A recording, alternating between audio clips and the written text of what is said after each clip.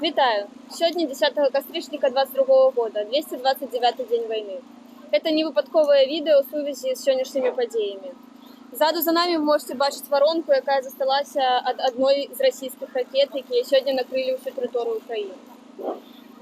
Мінабароны ворага абвясціла аб тым, што ўсе ракеты дасягнулі сваёй стратэгічнай мэты. Як вы бачыце, стратэгічная мэта – гэта дзіцячая пляцоўка, будынак, парк і цывільныя людзі. Вораг не ў сілах змагацца з узброенымі сіламі Украіны і ўсімі абаронцамі. Таму ён так нагла і баязліва змагаецца з мірным насельніцтвам. Я згоден з гэтым выказваннем. Насамрэч так, Збройныя сілы Украіны даюць па зубам расійскім войскам на фронте, і стратэгія оркаў пераходзіць на тое, што паколькі яны не могуць супрацьстаяць воінам са зброяй, яны выкарыстоўваюць тактыку знішчэння цывільнага жыцця, знішчэння жыцця дзяцей і усіх тых, хто можа знаходзіцца на такіх цывільных пляцоўках. Сёння Лукашенко абвясціў, што яны разам з Пуцінам будуць ствараць групіроўкі на тэрыторыі Беларусі. Вось адкажы, як мы будзем на гэта рэагаваць і якія будуць нашы дзеянні? Пазаўчора я прыехаў з фронту, можна так сказаць. Я скажу, што нашы хлопцы не сядзяць на месцы, яны заўжды прымаюць удзел у баявых задачах, яны набываюць баявы досвед.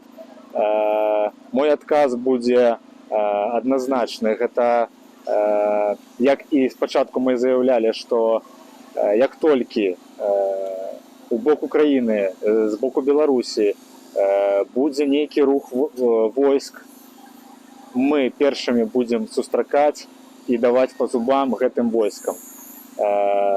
Полк Каліновскага – гэта тыя, хто будзе сустракаць і знішчваць ворага, любога ворага, хто будзе з вайной ісці на Украіну.